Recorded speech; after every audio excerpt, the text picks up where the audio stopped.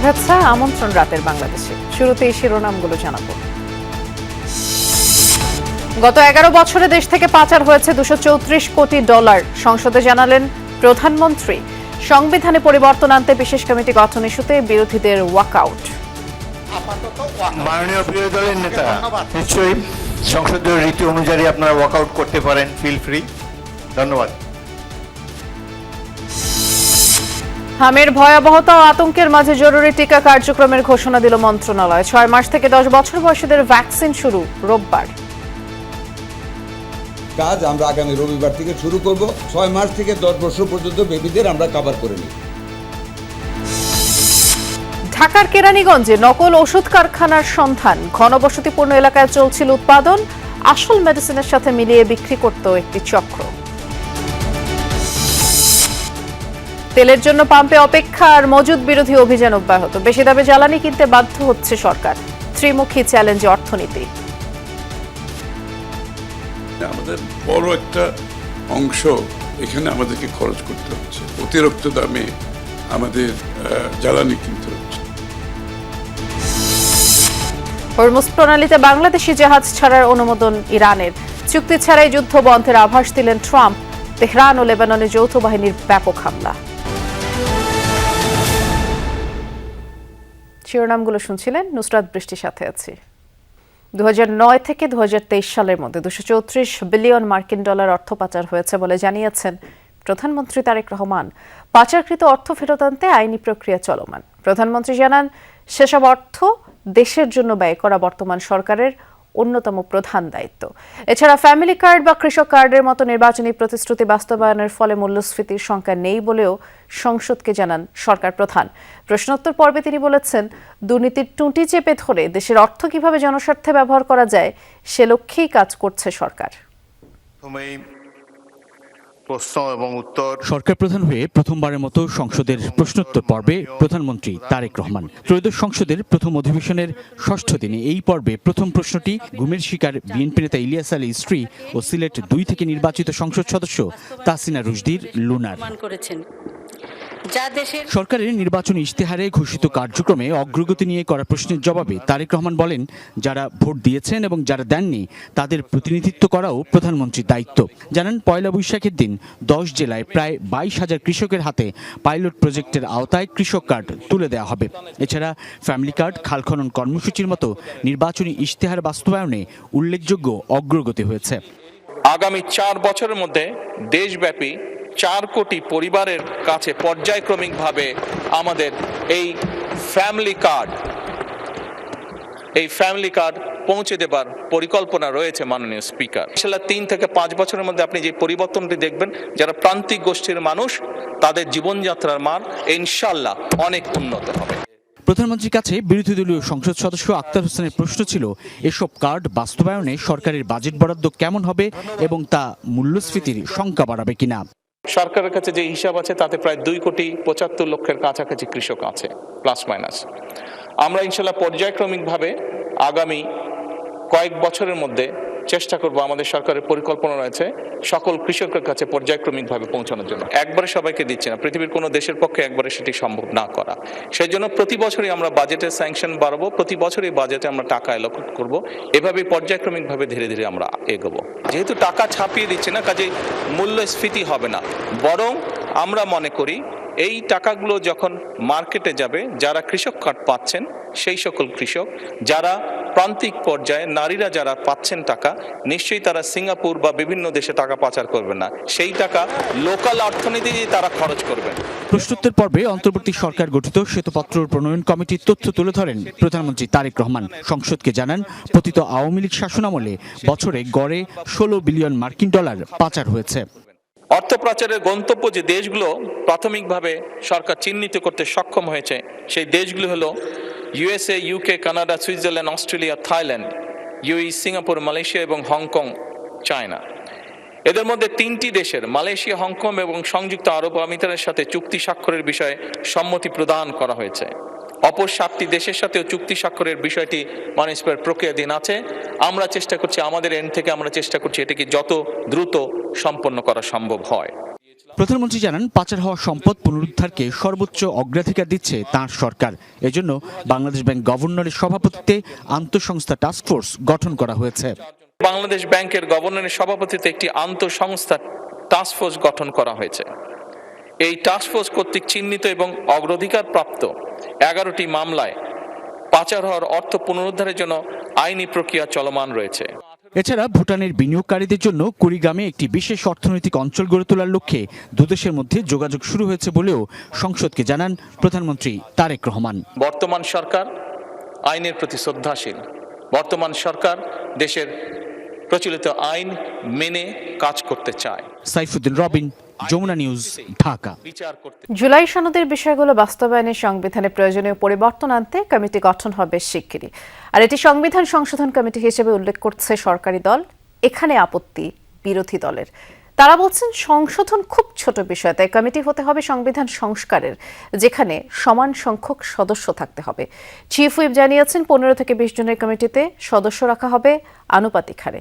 বিশ্লেষকরা বলছেন, সংবিধান এবং সংসদের রীতির বাইরে যাওয়ার সুযোগ নেই।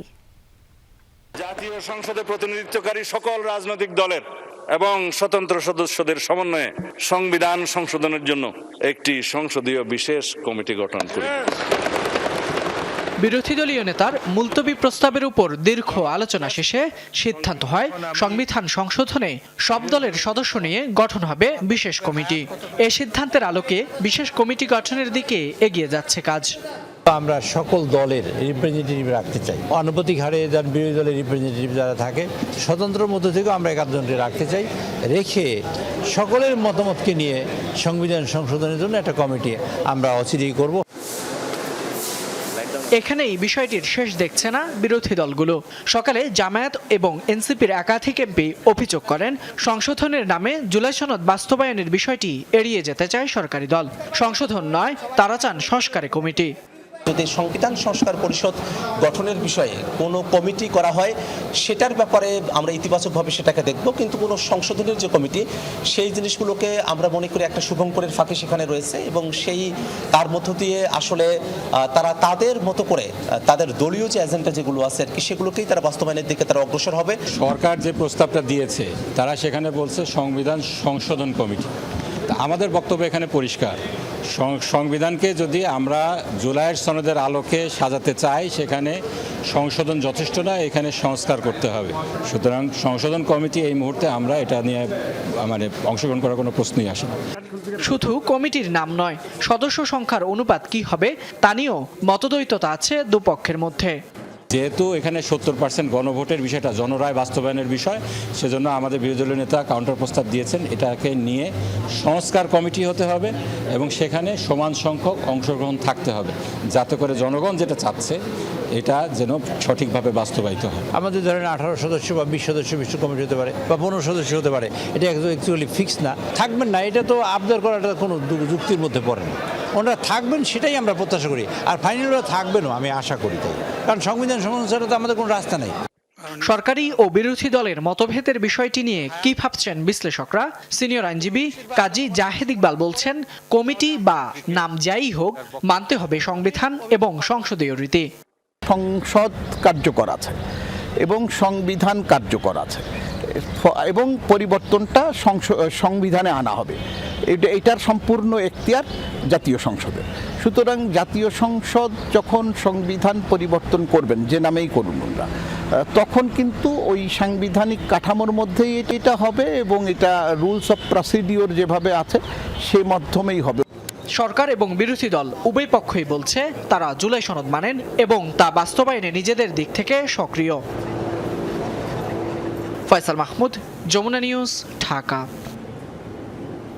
আগামী রোববার অর্থাৎ 5 এপ্রিল থেকে হামের জরুরি টিকাদান কর্মসূচি শুরু হচ্ছে। 6 মাস থেকে 10 বছর বয়সী শিশুরা এই টিকা পাবেন বলে জানিয়েছেন স্বাস্থ্যমন্ত্রী সরদার মোহাম্মদ সাখাওয়াত হোসেন। দুপুরে সচিবালয়ে হামের টিকা কার্যক্রম বিষয়ে আয়োজিত সংবাদ সম্মেলনে মন্ত্রী বলেছেন, টিকা কার্যক্রমের সাথে যুক্ত কর্মীদের ছুটি বাতিল করা হয়েছে। সরকার পরিস্থিতি নিয়ন্ত্রণে দ্রুত ব্যবস্থাও নিয়েছে। অন্তর্বর্তী সরকারের সময়ের কিছু সিদ্ধান্তে টিকা কেনায় সময়ক্ষেপণ হয়েছে। এতে টিকার মজুদ ফুরিয়েছে, যার প্রভাব পড়েছে হাম ছড়ানোর ক্ষেত্রে। এরই মধ্যে হামে 40 জনের মৃত্যু হয়েছে বলে জানিয়েছেন স্বাস্থ্যমন্ত্রী। সরকারি হিসেবে আক্রান্তের সংখ্যা 1000-এর কাছাকাছি। এ অবস্থায় হামের জরুরি টিকাদান কর্মসূচি শুরু হচ্ছে আগামী 5 এপ্রিল রবিবার থেকে। এর আগে সিরিঞ্জ ও ভ্যাকসিন পাঠানো হচ্ছে হাম আক্রান্ত এলাকাগুলোতে। এজন্য global alliance for vaccine and immunization Gavi থেকে ধার নেওয়া হচ্ছে 2,19,00,000 টিকা। ইমার্জেন্সি মানে ভ্যাকসিনেশন কাজ আমরা আগামী রবিবার থেকে শুরু করব এবং আমরা সমস্ত ছুটি ফিল্ড লেভেলের স্টাফদের আগামীকাল থেকে আমরা প্রত্যাহার করে নিলাম। যেই জায়গাগুলি আমাদের সবচেয়ে বেশি এফেক্টেড উপজেলা, UNICEF has got that list. ওই লিস্ট অনুযায়ী আমরা প্রত্যেকটা উপজেলায় আমরা ভ্যাকসিন পাঠিয়ে দেব। 6 মাস থেকে 10 বছর পর্যন্ত বেবিদের আমরা কভার করে নিব। একটা ডোজ করে আমরা দিয়ে যাব। স্বাস্থ্য খাতের নীতি নির্ধারকরা বলছেন, সরকার টিকা সংকট নিয়ে যাত্রা শুরু করলেও দ্রুত সিদ্ধান্তের মাধ্যমে শুরু করেছে হামের ক্যাম্পেইন। হাম ছড়ানোর সাথে সাথে নিয়েছে পদক্ষেপ। এক্ষেত্রে আতঙ্ক না ছড়ানোর আহ্বান তাদের। যত ভয়াবহভাবে মিজেলস আমাদেরকে আক্রমণ করেছে, আমরা তার চেয়ে দ্রুত গতিতে কিন্তু অ্যাকোমোডেট করার চেষ্টা করেছি। কিছু ক্যাজুয়ালিটিস হয়েছে। বাংলাদেশের ইতিহাসে স্বল্পতম সময়ের মধ্যে একটা ন্যাশনাল এমার্জেন্সি ভ্যাকসিন ক্যাম্পেইন আমরা করতে যাচ্ছি এই রোববার থেকে। প্যানিক হওয়ার কিছু নাই, আপনারা দয়া করে পজিটিভ নিউজ করবেন, মানুষকে টিকা কেন্দ্রে আসতে উৎসাহিত করবেন। ব্রিফিংয়ে স্বাস্থ্যমন্ত্রী 2018 সাল থেকে টিকা কার্যক্রম বন্ধ কয়েকদিন আগে দেয়া তার এই বক্তব্য থেকে সরে আসেন। 2020 ডিসেম্বর থেকে জানুয়ারি 21 পর্যন্ত 1 মাসের একটা ক্যাম্পিং মিজেল রিভেলার হয়েছিল, বাট এইটা কতটুকু সাকসেসফুল হয়েছে এটা আপনারা বিবেচনা করবেন। আমি অতীতের সমালোচনা করতে চাই না, তবে এটুকু বলবো যে আমাদের টোটাল জেনারেশনটা তখনকার কাভার করতে পারেনি। অসম্পূর্ণ অবস্থায় এটাকে আমাদের ধারণা শেষ করেছে। তবে এবারে টিকা কার্যক্রম প্রয়োজন অনুযায়ী অব্যাহত থাকবে বলে জানিয়েছেন স্বাস্থ্যমন্ত্রী। আলমগীর স্বপন, যমুনা নিউজ, ঢাকা। 53 বছর পর চাঁদে যাচ্ছে মানুষ। 4 মহাকাশচারীকে নিয়ে আজ রাতেই উড়াল দেবে আর্টেমিস 2। মিশনের সব প্রস্তুতি শেষে চূড়ান্ত উড়ানের অপেক্ষা। পুরো অভিযানটি সরাসরি সম্প্রচার করবে নাসা।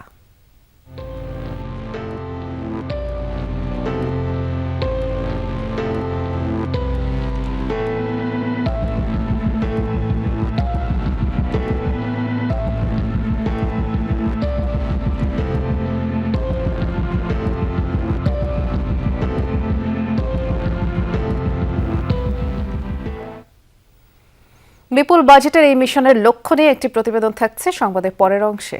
ঢাকার কেরানীগঞ্জের এক কারখানায় তৈরি হচ্ছে ভারতের 5টি কোম্পানির ওষুধ, কিন্তু সবই নকল। কোনোটি বন্ধ্যাত্ব চিকিৎসার, কোনোটি আবার শিশুদের জন্য। খোদ আমদানিকারক প্রতিষ্ঠানই আসল ওষুধের সাথে এসব নকল ওষুধ সরবরাহ করে আসছে রাজধানীর বিভিন্ন ফার্মেসিতে। বুধবার এই কারখানায় অভিযান চালিয়েছে র্যাব।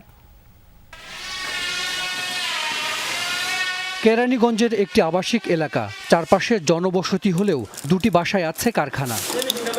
এই ওষুধের নাম পিসুটপ, বন্ধ্যাত্ব চিকিৎসায় ব্যবহার হয়। প্রতিটি ট্যাবলেটের বাজার মূল্য 77 টাকা। মোড়কে লেখা ভারতীয় কোম্পানি ওরিয়ন লাইফ সায়েন্স বানিয়েছে এটি, অথচ তৈরি হচ্ছে ঢাকার কেরানীগঞ্জে। একই কোম্পানির আরও কয়েকটি ওষুধ বানানো হয় এখানেই। কোথা থেকে আনে, কিভাবে আনে, ওসব বিষয় আমরা জানি না। আমাদের এনে দেয়, আমরা কর্মচারী বাস ক্রিম বানাইতাম, আমরা আইনা দিত, আমরা বানাই দিতাম খালি শুধু। আরেকটি কক্ষে বানানো হয় শিশুদের কয়েক ধরনের মাল্টিভিটামিন। এগুলোর প্রতিটি সিরাপের মূল্য 300 থেকে 500 টাকা।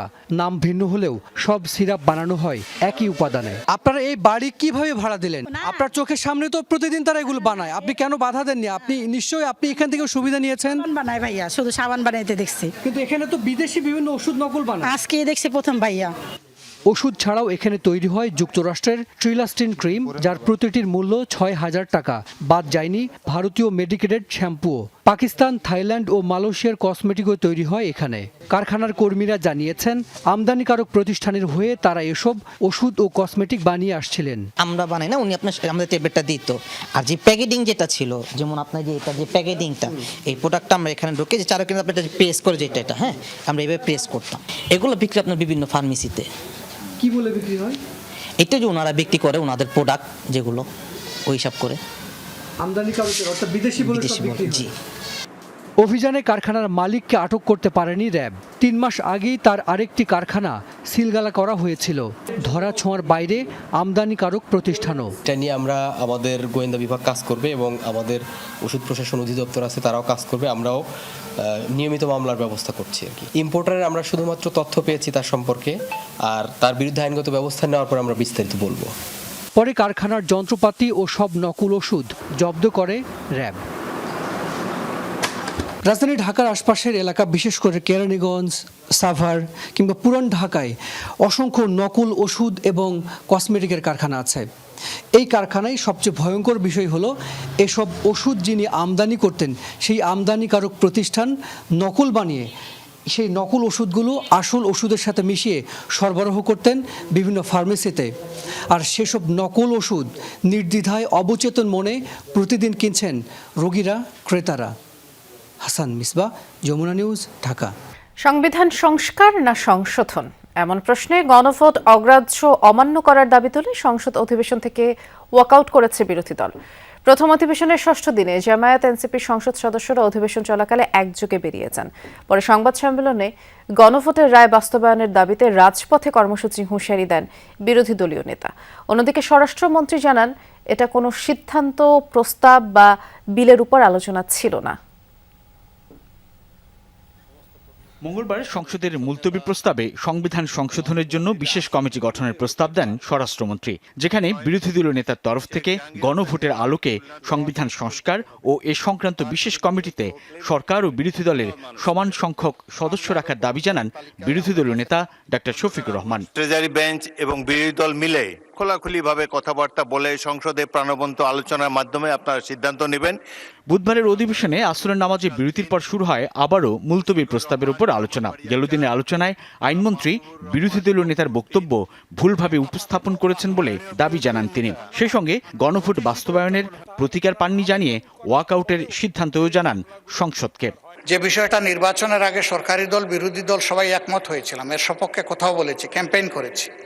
আমরা প্রতিকার যে পেলাম না, এতে আমরা না, এতে দেশবাসীর তাদের রায়ের প্রতিফলন হলো না, মূল্যায়ন হলো না। আমরা বিরোধী দলে বসে এই অবমূল্যায়ন আমরা মেনে নিতে পারি না। এই জন্য তার প্রতিবাদে আমরা ওয়াকআউট করছি।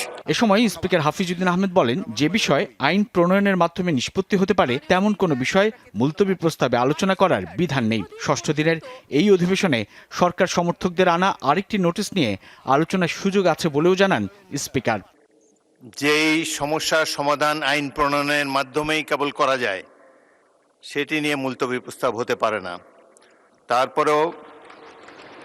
তারপরে উদারভাবে বিরোধী দলকে কথা বলার সুযোগ দেবার জন্য এটি গ্রহণ করা হয়েছে। কিন্তু ওয়াকআউটের সিদ্ধান্ত অটল থাকে বিরোধী দল।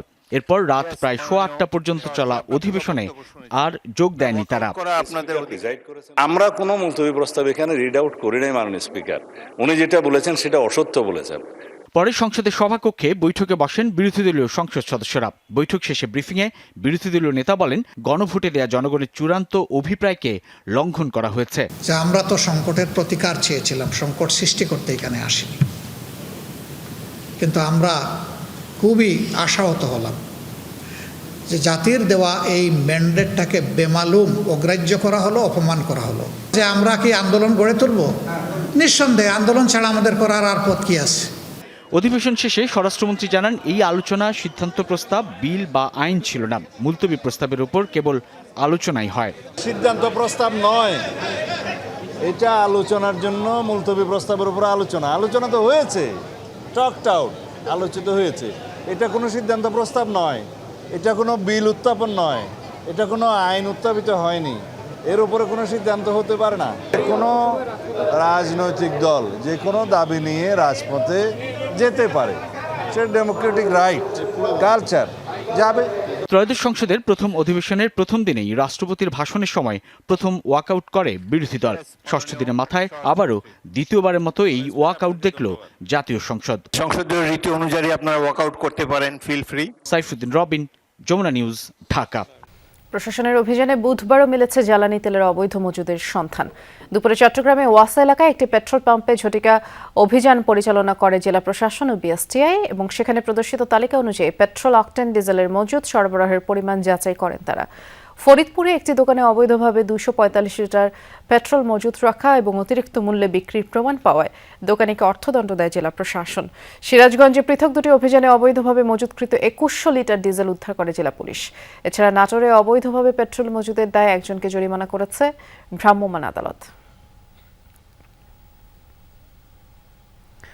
মধ্যপ্রাচ্য যুদ্ধের কারণে বেশি দামে তেল কিনতে বাধ্য হচ্ছে সরকার, তবে বিকল্প বাজার থেকে জ্বালানি তেল সংগ্রহের চেষ্টা অব্যাহত আছে বলে জানিয়েছেন অর্থমন্ত্রী আমির খসরু মাহমুদ চৌধুরী। এর সাথে ভঙ্গুর অর্থনীতি ও জনগণের কাছে দেয়া ইশতেহার রক্ষার ত্রিমুখী চ্যালেঞ্জের মুখে দেশের অর্থনীতি, এমনটিও বলেন তিনি। সংকট মোকাবেলায় আগামীর বাজেট করা হবে বিনিয়োগ, ব্যবসা বান্ধব, তবে গুরুত্ব পাবে নারী, শিশু সহ প্রান্তিক মানুষদের স্বার্থ। জ্বালানি তেলের জন্য ফিলিং স্টেশনের সামনে দীর্ঘ সারি এখন পরিচিত দৃশ্য।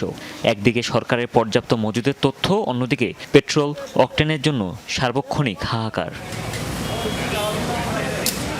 আসন্ন বাজেট সহ বাংলাদেশের অর্থনৈতিক পরিস্থিতি নিয়ে সকালে এনবিআর চেয়ারম্যান ও কর্মকর্তাদের সাথে বৈঠক করেন অর্থমন্ত্রী আমির খসরু মাহমুদ চৌধুরী। পরে জ্বালানি তেল নিয়ে কথা বলেন মন্ত্রী। জানান, বিকল্প বাজার থেকে তেল সংগ্রহের চেষ্টা চলছে। বিশ্ব পরিস্থিতির কারণে বেশি দামে তেল কিনতে বাধ্য হচ্ছে সরকারও। মধ্যপ্রাচ্যে যে যুদ্ধ হচ্ছে, এটা হচ্ছে আরেকটা বড় সমস্যা। এখানে আমাদের বড় একটা অংশ এখানে আমাদেরকে খরচ করতে হচ্ছে, এক্সট্রা অতিরিক্ত দামে আমাদের জ্বালানি কিনতে হচ্ছে। আলাপ করেছি এতক্ষণ ধরে কিভাবে রিসোর্স মোবিলাইজেশনের মাধ্যমে এই চ্যালেঞ্জগুলো আমরা মোকাবেলা করতে পারি। অর্থমন্ত্রী আরও জানান, ইশতেহারে দেওয়া জনকল্যাণমূলক নানা প্রকল্পের চ্যালেঞ্জ মোকাবেলা করতে হচ্ছে। তবে এজন্য টাকা ছাপানো বা ঋণ নয়, বরং আগামীর বাজেট বিনিয়োগ ও ব্যবসা বান্ধব করতে চায় সরকার। ঋণ নির্ভর অর্থনীতির থেকে বিনিয়োগ নির্ভর অর্থনীতির কথা বলছি। আমরা টাকা ছাপাতে চাচ্ছি না। তো এটা করতে গেলে তো আমার বিনিয়োগের যাতে আকৃষ্ট হয়, বিনিয়োগ যাতে আকৃষ্ট হয় দেশি বিদেশি, এবং তার মাধ্যমে কর্মসংস্থান যাতে সৃষ্টি হয়, তো সেটাও মাথায় রেখে বাজেটটা করতে হবে, যাতে বিনিয়োগকারীরা বাংলাদেশের উপর আস্থা রাখতে পারে। বিনিয়োগ বাড়াতে এবং নতুন আকৃষ্ট করতে দ্বিপাক্ষিক সম্পর্কগুলো আরও জোরদারের কাজ চলছে বলেও জানিয়েছেন অর্থমন্ত্রী। হুমায়ুন রশিদ, যমুনা নিউজ, ঢাকা। মার্কিন ইসরায়েলি আগ্রাসনের ব্যাপারে বাংলাদেশের বিবৃতিতে নিন্দা না থাকায় হতাশ ইরান। ঢাকায় নিযুক্ত রাষ্ট্রদূত বলেছেন, কিছু সীমাবদ্ধতা থাকলেও নির্মমতার বিরোধিতা করতে পারে বাংলাদেশ, তবে সরকারকে এখনও আনুষ্ঠানিকভাবে কিছু জানায়নি দূতাবাস। জানান, হরমুজ প্রণালীতে থাকা বাংলাদেশি 6 জাহাজ ছাড়ার ব্যাপারে অনুমোদন দিয়েছে দেশটির নিরাপত্তা কাউন্সিল। রাষ্ট্রদূত বলছেন, মধ্যপ্রাচ্যের কয়েকটি দেশে বাংলাদেশিদের মৃত্যুর ঘটনায় তারা শোকাহত। তার দাবি, সেসব দেশে মার্কিন ঘাঁটি থাকায় ইরান হামলা করেছে। 3 সপ্তাহের হিসাব শেষ। ইরান ইসরায়েল যুক্তরাষ্ট্র যুদ্ধের শুরু হয়েছে মাস গণনা। এরই মধ্যে যুদ্ধে বেসামরিক নাগরিক, নারী ও শিশুসহ মারা গেছে প্রায় 2000 ইরানি। দেশটিতে চলমান যুদ্ধে দুঃখ প্রকাশ করে তা বন্ধের আহ্বান জানিয়ে বিবৃতি দিয়েছে ঢাকা।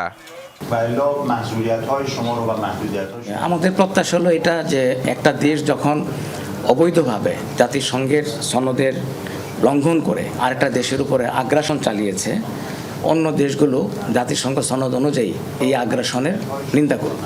আমরা শুধু চাই যে এই আমেরিকা এবং ইসরায়েল যে আগ্রাসনটা চালিয়েছে সেই আগ্রাসনটার নিন্দা করা হোক, এর বাইরে আমাদের কোনো প্রত্যাশা নেই। যুদ্ধে মধ্যপ্রাচ্যের বিভিন্ন দেশে থাকা মার্কিন সামরিক স্থাপনা ধ্বংস করেছে ইরান। বুধবার পর্যন্ত সেসব দেশে থাকা অন্তত 7 বাংলাদেশি মারা গেছেন হামলায়। দুঃখ প্রকাশ করলেও বিদেশি নাগরিকের প্রাণহানির দায় নিতে নারাজ ইরান। যারা যে সমস্ত মুসলমান আপনি বললেন যে অনেকেই মারা যাচ্ছেন, এটার জন্য আমরা অত্যন্ত দুঃখিত, ব্যথিত, কিন্তু আসলে এটার দায়িত্ব সেই সমস্ত আরব দেশের, যে দেশগুলো মার্কিন ঘাঁটি তারা সেখানে স্থাপন করার অনুমতি দিয়েছে। যুদ্ধে কৌশলগত অবস্থান পাকাপোক্ত করতে শুরুতেই হরমুজ প্রণালী বন্ধ করে তেহরান। বাংলাদেশ সহ 6টি দেশের জাহাজের অনাপত্তি দিয়েছিল দেশটি। বাংলাদেশের 6 জাহাজ সেখানে থাকলেও ছাড়া পায়নি এখনো। রাষ্ট্রদূত জানালেন, আনুষ্ঠানিকতা শেষের পথে। জাহাজের পূর্ণাঙ্গ যে স্পেসিফিকেশন, এগুলো আমরা গত সপ্তাহে আমাদের হাতে পেয়েছি। এটা আমরা তেহরানে পাঠিয়েছি এবং এটা নিয়ে কাজ চলছে। এবং বাংলাদেশের এই জাহাজ চলাচলের ক্ষেত্রে কোনো সমস্যা নাই, এই ব্যাপারে আমরা সর্বাত্মক সহযোগিতা। জাতিসংঘ নিরাপত্তা পরিষদের ভূমিকার কঠোর সমালোচনা করেন রাষ্ট্রদূত। বলেন, আত্মরক্ষার জন্য যুদ্ধ করছে ইরান। তার আশা, বাংলাদেশে চলমান জ্বালানি সংকট দ্রুতই সমাধান হবে। এখানে যে জ্বালানির যে কিছু সমস্যা, আমরা এগুলোর সচিত্র রিপোর্ট আমরা তেহরানে দিয়েছি, বলেছি যে আমাদের এখানকার ভাই, আমাদের বন্ধুরা সমস্যায় আছে, তাদের জন্য কোনো ধরনের সমস্যা না হয়। মাহফুজ মিশু, যমুনা নিউজ, ঢাকা। ইরান যুদ্ধ থেকে আবারও পিছু হটার ইঙ্গিত দিলেন মার্কিন প্রেসিডেন্ট ডোনাল্ড ট্রাম্প। তেহরান চুক্তি করুক আর না করুক, সমঝোতা ছাড়াই যুদ্ধ বন্ধ করতে পারে ওয়াশিংটন, এমন মন্তব্য করেছেন ট্রাম্প। জানিয়েছেন 2 থেকে 3 সপ্তাহের মধ্যেই শেষ হতে চলেছে ইরান অভিযান। যুদ্ধের শেষ রেখা দেখা যাচ্ছে দাবি করেছেন মার্কিন পররাষ্ট্রমন্ত্রীও। হোয়াইট হাউস জানিয়েছে আজই এই ইস্যুতে গুরুত্বপূর্ণ ঘোষণা দেবেন মার্কিন প্রেসিডেন্ট। 28 ফেব্রুয়ারি ইরানে অভিযান শুরুর পর বেশ কয়েকবারই যুদ্ধ শেষ করার ইঙ্গিত দিয়েছেন মার্কিন প্রেসিডেন্ট ডোনাল্ড ট্রাম্প। জানিয়েছেন অভিযান দীর্ঘায়িত না করার পরিকল্পনাও। মুখে চাপের কথা স্বীকার না করলেও সময়ে সময়ে ট্রাম্পের অভিব্যক্তিতে চিন্তার ভাঁজ নজরে এসেছে। মঙ্গলবার ট্রুথ সোশ্যালে দেয়া এক পোস্টে হরমুজ প্রণালী বন্ধ রেখেই যুদ্ধ শেষ করার ইঙ্গিত দিয়েছিলেন মার্কিন প্রেসিডেন্ট। পরবর্তীতে সংবাদ সম্মেলনে বললেন, আগামী 2 থেকে 3 সপ্তাহের মধ্যেই শেষ হতে যাচ্ছে ইরানে চলমান সামরিক অভিযান। এক্ষেত্রে ইরানের চুক্তিতে আসার প্রয়োজন নেই বলেও জানান তিনি। আমার মনে হয় 2 থেকে 3 সপ্তাহের মধ্যেই আমরা ইরান ছাড়ব। আমাদের সামরিক অভিযানের প্রধান লক্ষ্য ছিল ইরানের পরমাণু অস্ত্রধারী হওয়ার তৎপরতা ঠেকানো। সেই লক্ষ্য পূরণ হয়েছে, আমরা কাজটা শেষ করছি। হয়তো আর 2 সপ্তাহ বা তার চেয়ে 2-1 দিন বেশি সময় লাগতে পারে। শিগগিরই ইরান যুদ্ধের অবসান হবে এমন বার্তা দেন মার্কিন পররাষ্ট্রমন্ত্রীও। ফক্স নিউজকে দেয়া এক সাক্ষাৎকারে তিনি দাবি করেন যুদ্ধের শেষ দেখতে পাচ্ছে যুক্তরাষ্ট্র। আমরা যুদ্ধের শেষ রেখা দেখতে পাচ্ছি। এটি আজই নয়, কালও নয়, তবে সেই সময় ঘনিয়ে আসছে। আমরা আমাদের প্রতিটি লক্ষ্যের পথে ভালোভাবে এগিয়ে চলেছি এবং নির্ধারিত সময়ের আগেই রয়েছি। এদিকে ইরান ইস্যুতে বড় কোনো ঘোষণা আসতে পারে আজ, জানিয়েছে হোয়াইট হাউস। বুধবার স্থানীয় সময় রাত 9টায় জাতির উদ্দেশ্যে ভাষণ দেবেন মার্কিন প্রেসিডেন্ট ডোনাল্ড ট্রাম্প। অনিক রহমান, যমুনা নিউজ। ইরানে চালানো রাতভর অভিযানে মসজিদ, অ্যাপার্টমেন্ট কমপ্লেক্স সহ বিভিন্ন বেসামরিক স্থাপনায় হামলা চালিয়েছে ইসরায়েল যুক্তরাষ্ট্র।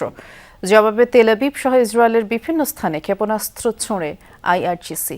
ইরানি মিসাইলের আঘাতে ব্যাপক ক্ষয়ক্ষতির কথা স্বীকার করেছে তেল আবিব। যৌথ বাহিনীর বিবৃতিতে জানা যায়, মঙ্গলবার রাতভর অভিযানে টার্গেট করে হামলা করা হয় বিভিন্ন শিল্প কেন্দ্রগুলোকে, যার মধ্যে অন্যতম বুশেহর শহরের বিভিন্ন কারখানা। ইরানের পাশাপাশি লেবাননের দক্ষিণাঞ্চলে ব্যাপক বিমান হামলা চালায় ইসরায়েলি বাহিনী। জেবৌচিত এবং কাফরা জেলায় চালানো হামলায় এক অন্তঃসত্ত্বা নারী সহ অন্তত 8 জন নিহত হয়েছেন। এদিকে ইসরায়েলের পাশাপাশি সৌদি আরব, বাহরাইন সহ বিভিন্ন দেশে মার্কিন ঘাঁটি লক্ষ্য করে মিসাইল হামলা চালায় ইরান। কুয়েতের বিমানবন্দরে ফুয়েল ট্যাঙ্কি এবং কাতার উপকূল লক্ষ্য করে মিসাইল ছড়ে আইআরজিসি এবং ইসরায়েলি প্রধানমন্ত্রী বেনিয়ামিন নেতানিয়াহুর দাবি, পরিকল্পিতভাবেই ইরানকে ধ্বংস করা হচ্ছে। যুদ্ধের মধ্যে আবারও জনসম্মুখে এলেন ইরানের প্রেসিডেন্ট মাসুদ পেজেশকিয়ান। মঙ্গলবার সরকারপন্থীদের এক জনসমাবেশে সমর্থকদের সাথে শুভেচ্ছা বিনিময় করতে দেখা যায় ইরানের প্রেসিডেন্টকে। এ সময় তার সাথে আরও ছিলেন দেশটির পররাষ্ট্রমন্ত্রী আব্বাস আরাকচি। চলমান যুদ্ধের মাঝে ইরানিদের সাহস ও মনোবলের প্রশংসা করেন পেজেশকিয়ান। ইরানের পতাকা উড়িয়ে জনসাধারণের সাথে সংহতি প্রকাশ করেন তিনি। এ সময় প্রেসিডেন্টকে স্বাগত জানিয়ে তার সাথে ছবি তুলে কুশল বিনিময় করে সমাবেশে উপস্থিত ইরানিরা।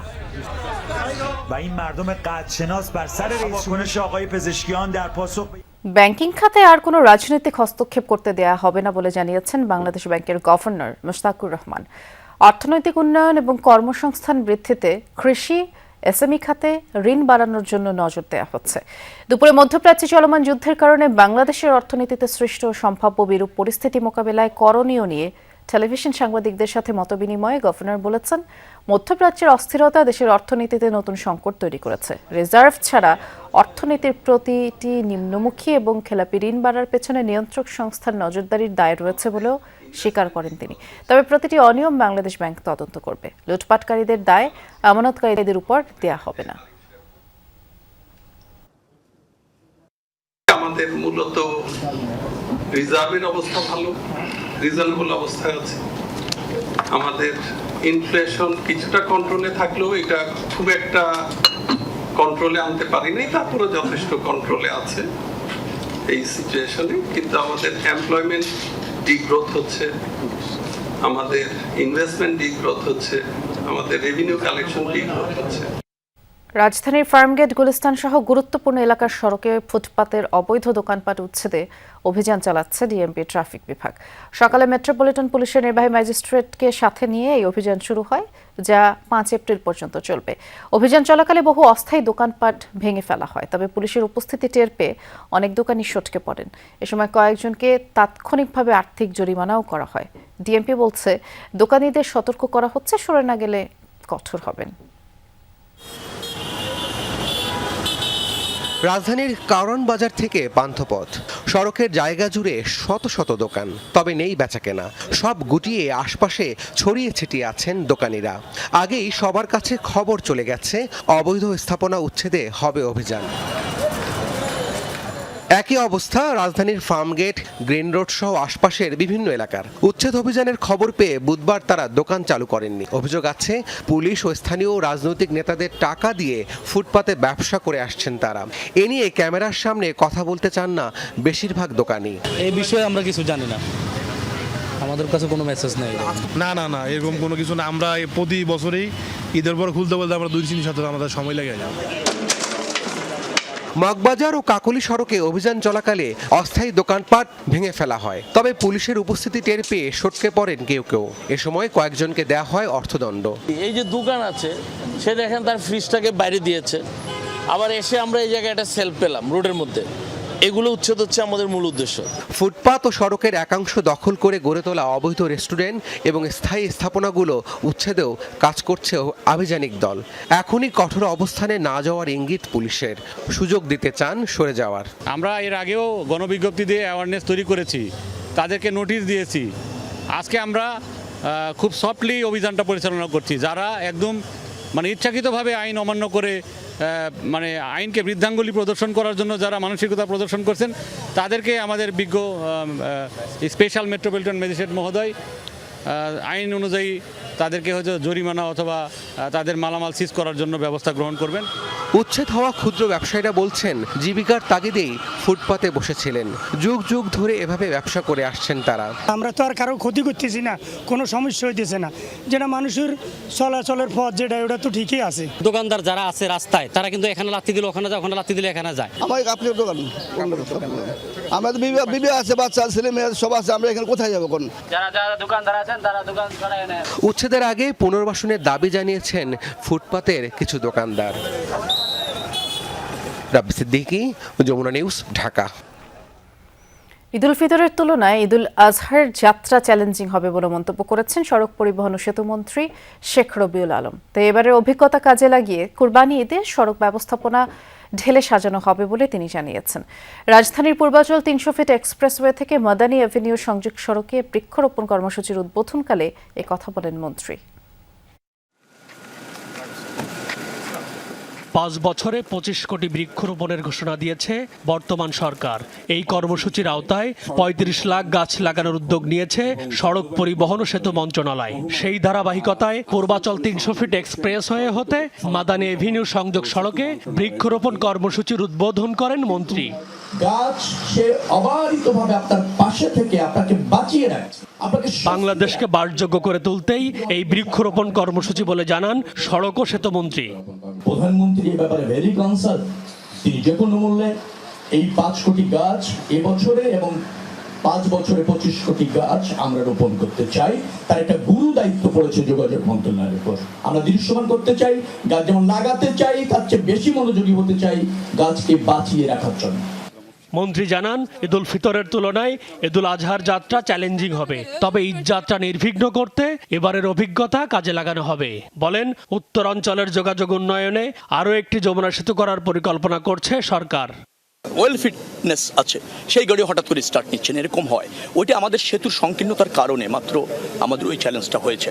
সেতুটা আরেকটা করার প্রয়োজনও দেখা দিয়েছে। 1.5 কোটি মানুষ ঢাকা ছাড়বে, আর 1 কোটি কোরবানির পশু কাছাকাছি ঢাকায় আসবে, অর্থাৎ 2.5 কোটি যাত্রী। ট্রাকে প্রচুর গরু বহন আসবে, সেটা আরও বেশি চ্যালেঞ্জ। আমরা কাজ করছি।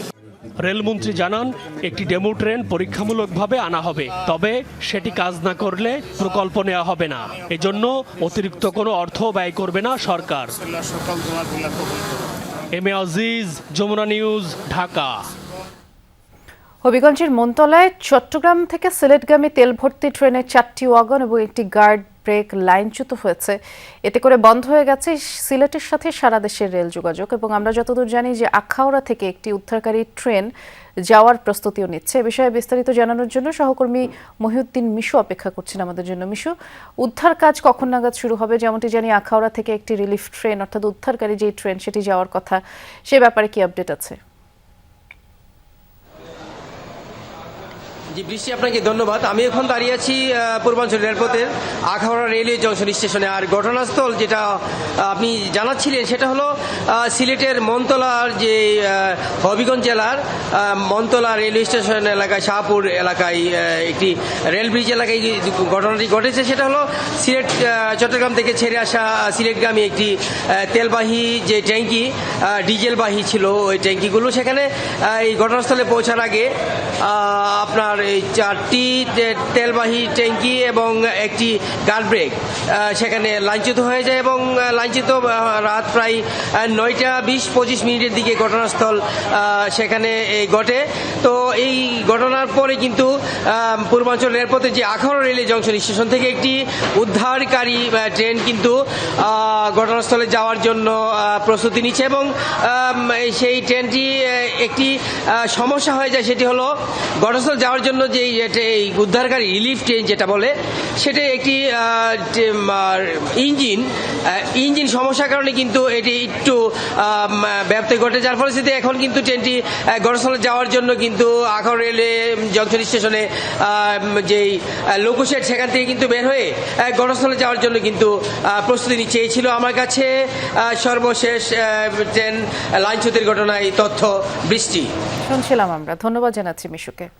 অর্ধ শতাব্দীর বেশি সময় পর আবারও চন্দ্রাভিযানে যাচ্ছে মানুষ। নাসার বহুল প্রতীক্ষিত আর্টেমিস 2 মিশনের সব প্রস্তুতি চূড়ান্ত, চলছে কাউন্টডাউন। সবকিছু অনুকূল থাকলে আজ বাংলাদেশ সময় দিবাগত রাত 2:24 দিকে রকেট উৎক্ষেপণ হতে পারে। 10 দিনের ঐতিহাসিক অভিযানে যাবেন 4 নভোচারী। প্রদক্ষিণ করবেন পৃথিবীর একমাত্র উপগ্রহের কক্ষপথ। আগের সব রেকর্ড ভেঙে পাড়ি দেবেন সবচেয়ে দূরবর্তী স্থানে।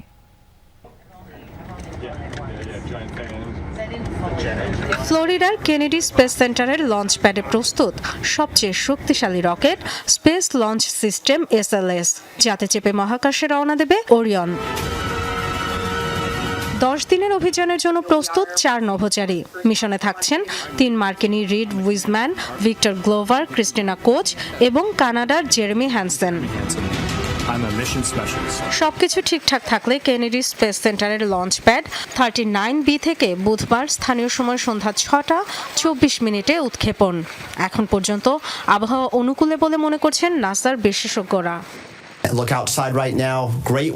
আবহাওয়া এখন বেশ ভালো, আশা করছি এটাই বজায় থাকবে। সংখ্যায় বললে যাওয়ার সম্ভাবনা 80%। এই দিনটি সবচেয়ে উপযুক্ত মনে হচ্ছে। এই মিশনে চাঁদের মাটি স্পর্শ করবেন না নভোচারীরা, বরং চাঁদের চারপাশে প্রদক্ষিণ এবং দূরতম স্থান ঘুরে ফিরে আসবেন পৃথিবীতে। এর আগে 2022 সালে আর্টেমিসের প্রথম মিশনে নভোচারী ছাড়া পাঠানো হয়েছিল ওরিয়ন। প্রায় 3 বছর ধরে নিখুঁত পরিকল্পনা আর কক্ষপথের জটিল হিসাব নিকাশ মিলিয়ে সম্ভাব্য যাত্রার জন্য প্রস্তুত মনুষ্যবাহী ওরিয়ন ক্যাপসুল। আমাদের টিম গত কয়েক মাস ধরে অসাধারণ পরিশ্রম করেছে। কিছু চ্যালেঞ্জের মুখোমুখি হলেও দক্ষতার সাথে বিষয়গুলো সামলেছে। আমরা খুবই উচ্ছ্বসিত। নাসা বলছে $93 বিলিয়ন বাজেটের এই প্রকল্পের লক্ষ্য কেবল চন্দ্র জয় নয়, বরং চাঁদের স্থায়ী ঘাঁটি এবং মঙ্গল গ্রহে মানুষের বসতি গড়ার পথ তৈরি। ধারাবাহিক এই মিশনের লক্ষ্য চাঁদের মাটিতে মানুষের স্থায়ী উপস্থিতি, ভবিষ্যতে মঙ্গল গ্রহে মানুষ পাঠানোর দিকেও এগোবে। 1969 সাল থেকে 1972 পর্যন্ত 6টি অ্যাপোলো মিশনে 12 জন পা রেখেছে চাঁদের মাটিতে। এরপর মহাকাশ গবেষণা বহুদূর এগিয়ে গেলেও চাঁদে আর মানুষের পা পড়েনি। পরিকল্পনা অনুযায়ী আর্টেমিস 2 মিশন মিশন সফল হলে 2027-28 সালে আবার চাঁদের বুকে পড়বে মানুষের পদচিহ্ন। Dorothy Tasrin, Jamuna news.